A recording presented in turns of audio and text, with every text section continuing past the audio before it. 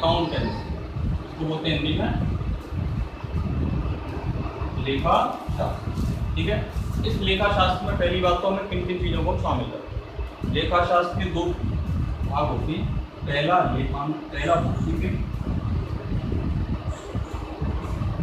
इसको हिंदी में बोलते हैं पुस्तक पालन, पुस्तक, इसको इंग्लिश में बोलते हैं बुक कीपिंग।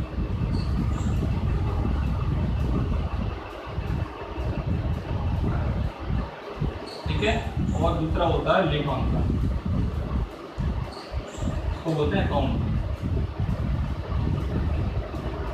तो हमारे लेखा शास्त्र के जो हम अकाउंटेंसी पढ़ रहे हैं उसके दो पार्ट होते हैं, एक बुक कीपिंग और एक लेखांकन। ठीक है ना, पुस्तक पालन और लेखांकन, इन दोनों को जब प्लस कर दिया जाता है तो पूरी नॉलेज को हम बोलते हैं लेखा शास्त्र। क्लियर है?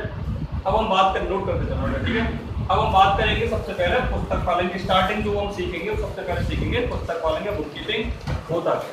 ठीक है ना, इसको नोट करो। जो चीज़ें नोट करने की होंगी वो नोट कर लेना, जो चीज़ें नोट करने की नहीं होंगी वो छोड़ देना। ठीक है ना, बताओ।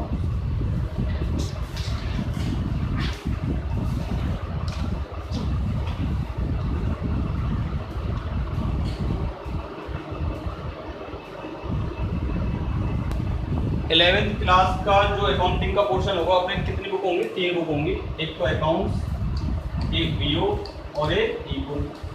ठीक है, और इसी तरह से 11th और इसी तरह से 12th पूरा पैकेज होता है। अगर आप स्कूल लेक्चरर या कॉलेज लेक्चरर का एग्जाम दोगे कभी भविष्य में, तो इसके 60 क्वेश्चन आते हैं एग्जाम में, टोटल 150 क्वेश्चन आते हैं आपके इसमें स्कूल लेक्चरर के पेपर में।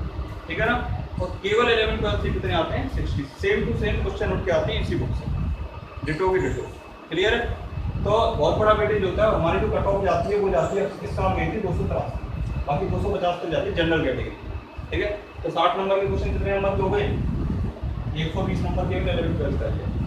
ठीक है ना, आगे जाके भविष्य में तो कॉमर्स से आप कोई भी कॉम्पिटिशन फाइट करो, कोई सा कॉम्पिटिशन फाइट कर लेना गवर्नमेंट का, उसमें 11th 12th का वेटेज सबसे ज़्यादा है। इसलिए 11th 12th को ढंग से पढ़ो, जो ढंग से पढ़ जाएगा वो कॉम्पिटिशन को बिना क्वेश्चन के क्रैक कर देगा। क्लियर है? एक एक पॉइंट को समझ के करना। ठीक है ना, अब हम बात करेंगे जो बेसिक पॉइंट मैं आपको पढ़ा रहा हूँ, ये बेसिक पॉइंट जनरली कोई पढ़ाता नहीं है, मैं इसलिए पढ़ा रहा हूँ तो मैं कॉम्पिटिशन देता हूँ, मुझे पता है कि ये क्वेश्चन आप दे पेपर। ठीक है ना, तो अब बात कर रहे हैं सबसे पहले पुस्तक पालन की। पुस्तक पालन होता क्या है? ठीक है, पुस्तक पालन क्या होता है? देखो,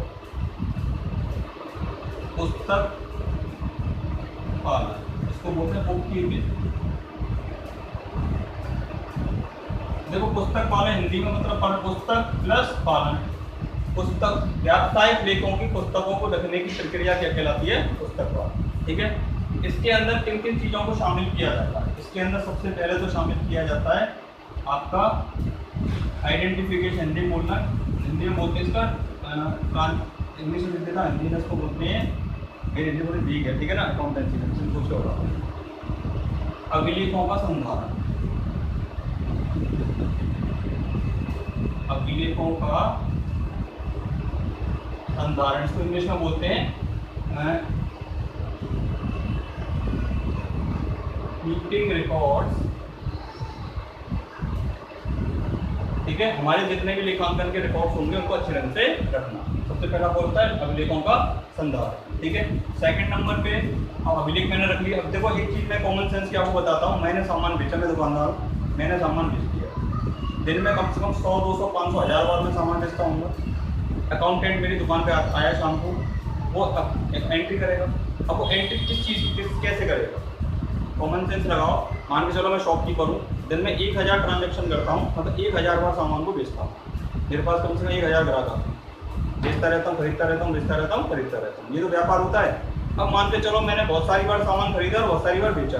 अब मेरे पास कौन आया शाम को? अकाउंटेंट। शाम को वो 2 घंटे के लिए आता है मेरे पास। अब वो जब एंट्री करेगा तो एंट्री करने के लिए आपसे कुछ तो पूछेगा कि साहब बताओ कितने रुपए की सेल करी, कितने रुपए की परचेज करी, किस व्यक्ति को आपने उधार सामान बेचा, किसको आपने नगद सामान बेचा, कितना पैसा आपके पास आया, कितना पैसा आपके पास गया। अब उसकी एंट्री करने के लिए उसके पास किस चीज़ से वो एंट्री करेगा? कुछ तो होना चाहिए आपके पास। उसको जिस डॉक्यूमेंट के माध्यम से वो अकाउंटेंट एंट्री करेगा उसको बोलते हैं लेखांकन स्रोत। क्या बोलते हैं? लेखांकन। आपने किसी को रसीद दी होगी, आपने किसी से रसीद ली होगी, सामान बेचा होगा तो किसी को बिल बना के दिया होगा, कुछ तो आपने दिया होगा डॉक्यूमेंट। नंबर 2 का बिजनेस करने को अलग बात। हम अकाउंटिंग करते हैं नंबर 1 के बिजनेस, और जब नंबर 1 का बिजनेस होता है उसमें जो भी सामान आप बेचोगे तो या तो उसको बिल बना के दोगे या उसको कैश मेमो बना के दोगे।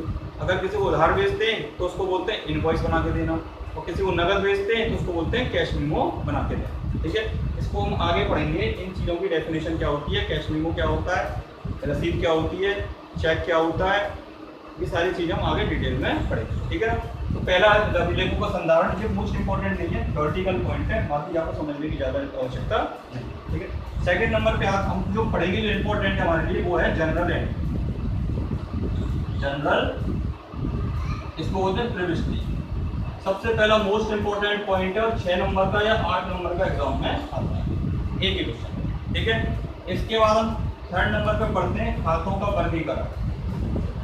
खातों का वर्गीकरण, वर्गीकरण का मतलब जनरल एंट्री कर लेंगे, इसके बाद इसका वर्गीकरण करेंगे। इसमें लिखते हैं क्लासिफिकेशन ऑफ अकाउंट्स, इसमें बनाते हैं लिस्ट। यहाँ तक के जो पॉइंट होते हैं वो किस में आते हैं, पुस्तक कॉलम के अंदर। मतलब कहने का मतलब हुआ हम जब अकाउंटिंग करेंगे तो सबसे पहले जनरल एंट्री करेंगे, उसके बाद हम लेजर बनाएंगे, उसके बाद ट्रेडिंग बनाएंगे, उसके बाद P&L बनाएंगे और उसके बाद बैलेंस शीट बनाएंगे। ये 5 स्टेप होते हैं किसी भी अकाउंटिंग के। ठीक है, तो पहले तो जो स्टेप है जनरल एंट्री और खातों का वर्गीकरण मतलब लेजर, इसको तो लिखते हैं पुस्तक कॉलम। उसके बाद हम जो बनाते हैं ट्रेडिंग अकाउंट, P&L अकाउंट और बैलेंस शीट, इसको हम लिखते हैं लेखांकन।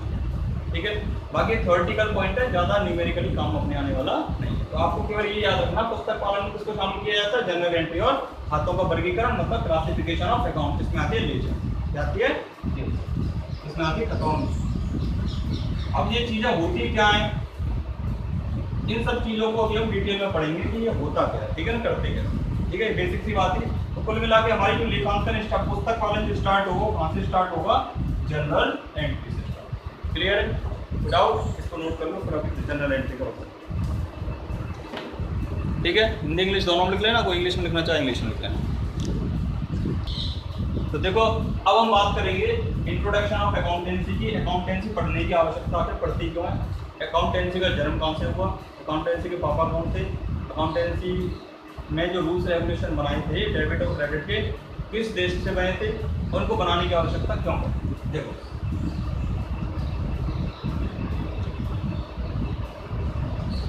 तो अकाउंटिंग, देखो आपको पता मानव सभ्यता का विकास आज से 4 लाख साल पहले हुआ। 4 लाख साल पहले हमारी धरती पर कुछ 150 लोग होते थे बस, और वो जो व्यापार, वो लोग व्यापार नहीं करते थे, अपने जीवन यापन करते थे शिकार करते। किसी तरह का कोई व्यापार दुनिया में नहीं होता था, ना किसी तरह की मनी या करेंसी दुनिया में। ठीक है, उसके बाद जैसे जैसे मानव सभ्यता का विकास हुआ धीरे धीरे क्या लोग बढ़ने लगे, और लोगों ने खुद को ग्रुप में रहना, एक समूह में रहना स्टार्ट कर दिया। उन समूहों को हमने नाम दिया गांव, शहर और देश। ठीक है, छोटे छोटे समूह कबीलों में बढ़ते गए, कबीले बड़े थे वो होते गए तो राज्य बन गए, और राज्य जब बड़े होते गए तो क्या बन गए, देश बन गए। अब जब लोग ज़्यादा होने लगे तो उन लोगों ने, एक व्यक्ति अपनी आवश्यकताओं खुद पूरी नहीं कर सकता था, तो उसने क्या करा, वस्तु विनिमय स्टार्ट किया। वस्तु विनिमय मतलब तेरी वस्तु मुझे दे दे, मेरी वस्तु उसके ले ले, आपस में मिलजुल के काम चला लेंगे। मेरे पास जो सामान है उससे तुम काम चला लो, तुम्हारे पास जो सामान है वो मेरे से मैं काम चला लूँगा, इसको वस्तु विनिमय। उस टाइम भी हमारे पूरी दुनिया में किसी तरह की मुद्रा का कोई चलन नहीं। क्लियर है। उसके बाद लोगों की संख्या और बढ़ने लगी। जब लोगों की संख्या और बढ़ने लगी तो उसके बाद लोगों को मुद्रा जब विनिमय करने लगे तो लोगों को बड़ी कठिनाई होने लगी कि ऐसी जरूरी नहीं था कि मेरे पे जो सामान है उसकी आवश्यकता आपको भी हो, तो आपके पास जो सामान हो सकता है उसकी आवश्यकता मुझे है। तो जब आपको मेरी सामान की आवश्यकता नहीं है, मान के चलो मेरे पास तो गेहूँ है, आपके पास चावल है, अब मैं कह रहा हूँ आप अपने चावल मुझे दे दो, बदले में मुझसे गेहूँ ले लो। पहले ऐसे होता था व्यापार। ठीक है, अब मेरे पास गेहूँ है तो मुझे आपके चावल की आवश्यकता है तो मैं आपसे मांग रहा हूँ, आपको मेरे गेहूं की आवश्यकता नहीं है तो आप अदला बदली मुझसे नहीं करोगे। तो बड़ी दिक्कतें आने लगी। फिर लोगों ने क्या करा, मुद्रा को चलन में लाया। किसी करेंसी को सिक्के पहले होते थे सोने के सिक्के, ठीक है, तो एक उसका एक मुद्रा का मूल्य रखा कि इतने सिक्कों में इतनी चीजें आ जाती हैं। तो इससे धीरे धीरे क्या होने लगा, व्यापार बढ़ने लगा। और जब व्यापार बढ़ने लगा तो लोगों को याद करने में कठिनाई होने लगी कि हमने किस व्यक्ति से कितना लिया और कितना दिया। इन बातों को वो लिखने लगे अपनी पुस्तकों में। ठीक है, उन पुस्तकों में जब लिखने लगे तो उस लिखने को बोलते हैं लेखाशास्त्र। उस लिखने के बारे में जो वर्णन किया गया, उनके बारे में जो नियम बनाए गए, तो नियमों को जो लिपिबद्ध किया गया, मतलब उनको रिकॉर्ड नहीं किया गया, तो उस बुक का नाम होता है लेखाशास्त्र। क्लियर है। उसके बाद सबसे पहले जो हम प्रेजेंट में जो अकाउंटिंग करते हैं उस अकाउंटिंग को बोलते हैं दोहरा लेखा पद्धति। क्या बोलते हैं? दोहरा लेखा पद्धति, ड्यूअल एस्पेक्ट। ठीक है, ड्यूअल अकाउंटिंग। दोहरा लेखा क्यों बोलते हैं इसको हम?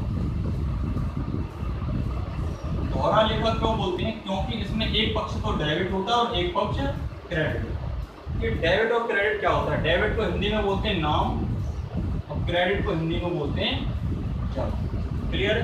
तो ये दोहरा लेखा पद्धति हमसे कहती है हम कोई भी लेन देन करें, कोई भी ट्रांजैक्शन करेंगे, उसमें दो चीजें जरूर होंगी, एक डेबिट और एक क्रेडिट। ठीक है, डेबिट क्रेडिट क्या होता है इसके बारे में पढ़ते हैं। ठीक है, तो आपको पता है बिजनेस का क्या नाम होता है? लेन देन। लेन देन को क्या बोलते हैं? व्यापार। व्यापार में लेना और देना जरूर होगा, कोई भी चीज फ्री की नहीं होती है। आप व्यापार में किसी से कुछ दोगे तो बदले में उससे कुछ लोगे, या किसी से कुछ लोगे तो बदले में कुछ देना पड़ेगा। व्यापार में कभी ऐसा नहीं होता मैं आपसे सामान खरीद रहा हूँ बदले में आपको कुछ भी नहीं दूँ, ऐसा हो सकता है क्या? कभी भी नहीं हो सकता। तो व्यापार किस चीज पे चलता है? लेन देन पे। अगर मैं लेन देन के दो टुकड़े कर दूं तो आपको पता है प्रत्येक ट्रांजैक्शन में लेन होगा और एक देन होगा। इसमें से पता एक चीज डेबिट होगी और एक चीज क्रेडिट होगी। 100%। कभी ऐसा नहीं हो सकता केवल कोई चीज डेबिट हो जाए और कोई चीज केवल क्रेडिट हो जाए। तो इसमें जितने का डेबिट होगा उतने का क्रेडिट जरूर होगा 100%। क्लियर है? तो ये होता है व्यापार। अब बात आएगी ये डेबिट क्रेडिट की उत्पत्ति कहाँ से हुई, ये नियम बनाए किसने? तो सबसे पहले लेखांकन का जो जनक माना जाता है, फादर ऑफ अकाउंटिंग माना जाता है, जनक किसको माना जाता है? Lucas Casio. इसका जनक किसको माना जाता है? Lucas Casio. ये कहाँ का था? इटली का निवासी। कहाँ का था? इटली का निवासी। इसको इंग्लिश में हम बोलते हैं डेबिट। क्या बोलते हैं? डेबिट। इसको इंग्लिश में बोलते हैं हम क्रेडिट। अब आप कॉमन सेंस की बात है, इंग्लिश में जब किसी शॉर्ट फॉर्म बनाते हैं तो शुरू के दो वर्ड ले लेते हैं। इसमें तो टीआर में टीआर है ही नहीं है। क्लियर है? इसके क्रेडिट में सीआर है, चलो मान लीजिए तो क्रेडिट हो गया, बट टीआर में तो टीआर है ही नहीं है, तो इसका टीआर कहाँ से आता है? ठीक है, अब नेचुरल सी बात है, जैसे लुकास कैसियोली ने जो अकाउंटिंग बनाई होगी तो इटली का रहने वाला था, तो इटली की भाषा कौन सी है? ग्रीक। तो किस लैंग्वेज में बनाई होगी? ग्रीक लैंग्वेज में बनाई होगी। और ये डेबिट वर्ड किस लैंग्वेज का है? इंग्लिश लैंग्वेज का है। डेबिट का जो ग्रीक लैंग्वेज है इसको बोलते हैं ड्रेवेरा। क्या बोलते हैं? ड्रेवेरा। और क्रेडिट की ग्रीक लैंग्वेज में बोलते हैं क्रेडिट। ठीक है, इसका इंग्लिश नाम होता है डेबिट, पर ग्रीक नाम क्या होता है? क्रेडिट। ठीक है ना? और क्रेडिट का इंग्लिश नाम होता है क्रेडिट, पर इसका ग्रीक नाम क्या होता है? क्रेडिट। क्लियर है? तो इसके ड्रेवेरा का तो क्या ले लिया? डीआर, और क्रेडिट का क्या ले लिया? सीआर। ठीक है ना? तो ये डीआर सीआर यहाँ से आए। किसका फादर कौन था? लुकास कैसियोली। ये बहुत ज्यादा आता है कॉम्पिटिशन एग्जाम से। ठीक है ना?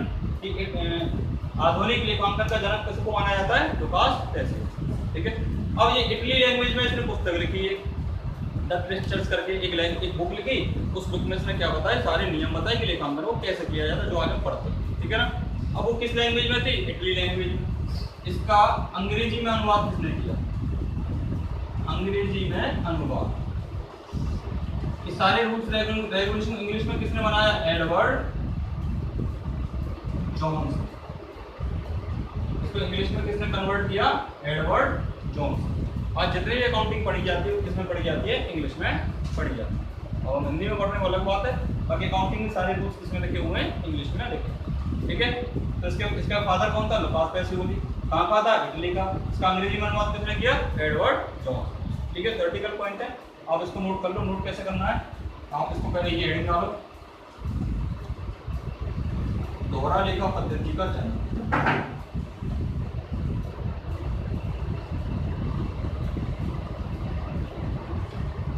आप लिख सकते हो इंग्लिश में भी इसको, इंग्लिश आपको बता दूंगा, इटली इसको डायरेक्ट में। ठीक है, अंग्रेजी में अनुवाद किसने किया? Edward Jones. ठीक है, आप देखो मैं इंग्लिश में बोल देता हूँ। देखो दो बातें होती हैं इस तरह के क्वेश्चन के लिए। जब हम जनरल एंट्री पास करेंगे, अकाउंटिंग करेंगे, तो सबसे पहले देखेंगे कौन सा तो लेन देन है और कौन सा इवेंट है, मतलब घटना है। ठीक है, जैसे एक होता है लेन देन, इसको बोलते हैं ट्रांजैक्शन, इंग्लिश में बोलते हैं ट्रांजैक्शन, मतलब लेन देन। ठीक है, और दूसरा होता है घटना। घटना का मतलब इवेंट। इनमें डिफरेंस क्या होता है, इनमें डिफरेंस क्या होता है, ठीक है। अब जो हम ट्रांजैक्शन करेंगे वो किसका करेंगे, हम जो एंट्री पास करते हैं किसकी करते हैं, ट्रांजैक्शन या लेन देन, घटना की कोई भी एंट्री नहीं करते। जैसे बहुत सिंपल सा एग्जांपल बताता हूँ, माल का क्रय, माल का क्रय मतलब मैंने आपने क्या कहा परचेज, और मैं आपसे कहता हूँ अनसोल्ड स्टॉक, अनसोल्ड स्टॉक यानी कि बिना बिका माल, बिना बिका। अब बताइए मैंने माल का क्रय किया तो ये कोई लेन देन है कि नहीं, माल आएगा पैसा जाएगा, क्या वो लेन देन हो गया, तो मैं इसकी जनरल एंट्री पास जरूर करूँगा, ठीक है। मेरा लास्ट साल के एंड में माल बच गया, बिना बिके रह गया, तो क्या ये लेन देन है, मेरी दुकान में सामान बच गया तो क्या ये लेन देन है, बताइए, कोई भी लेन देन, क्लियर। तो ये क्या है आपकी घटना। तो ये बिना बिका जो माल है, सामान आपको बच गया, इसकी कोई भी जनरल एंट्री पास हम नहीं करते, वो अपने आप ही बच जाता है, क्लियर है। मान के चलो आप स्कूल में पढ़ते हो, आपने स्कूल की 10,000 रुपये की फीस थी, आपने कितने चुका दिए 8,000, और 2,000 रुपये नहीं चुकाए, आपकी तरफ से बात कर रहा हूँ मैं स्कूल में, मेरी तरफ से तो लेन देन हो जाएगा। आप लोगों ने 2,000 चुका दिए और 2,000 रुपये नहीं, 8,000 चुका दिए और 2,000 नहीं चुकाए, तो क्या लेन देन है क्या, 8,000 रुपये चुका दिए तो लेन देन है, पैसा चला गया, फिर 2,000 नहीं चुकाए, ये लेन देन है क्या, बताइए मुझे। लास्ट में आपका बैलेंस बच गया 2,000, ये इसकी कोई एंट्री करोगे क्या, ये कोई लेन देन है क्या, जो बच जाता है वो लेन देन नहीं होता, तो क्या होता है घटना। साल के एंड में जो हमारे पास बच जाता है वो क्या लेन देन नहीं होता है, वो क्या होता है घटना, क्लियर है। तो घटना की हम कोई भी एंट्री पास नहीं करेंगे, अब याद रखना आगे, ठीक है ना, ठीक है। आपके लिए 1 नंबर का प्रश्न आता है, लेन देन और घटना में कौन सा इवेंट लेन देन है और कौन सा इवेंट घटना, एक लाइन सी दे देगा वो आपको, और पहचान के बताओ ये लेन देन है या घटना। आप कॉमन सेंस लगा लेना, जिस चीज़ में पैसा आ रहा हो या जा रहा हो वो तो लेन देन है, और जिसमें कुछ भी नहीं हो रहा हो वो क्या हो जाएगा घटना, ठीक है। अब ये जो लेन देन है इसको हम 2 पार्ट्स में डिवाइड करते हैं, आर्थिक और गैर आर्थिक। अच्छा हिंदी में थोड़ा मैं गलत लिख दूँ तो माइंड मत करना, ठीक है ना, और मेरा सही है, इकोनॉमिक और ये नॉन इकोनॉमिक। मान के चलो मैं शॉपकीपर हूँ और मैं बाजार गया दुकान के लिए सामान लाने, ठीक है, मैं बाजार पहुँच गया, मैंने किसी से सामान लिया, सामान ले लिया तो बदले में उसको पैसे दे दिए, तो कैसा लेन देन हो गया, आर्थिक। कैसा हो गया, जिस लेन देन में मुद्रा का आना या जाना निश्चित हो तो वो कैसा लेन देन होगा, आर्थिक है।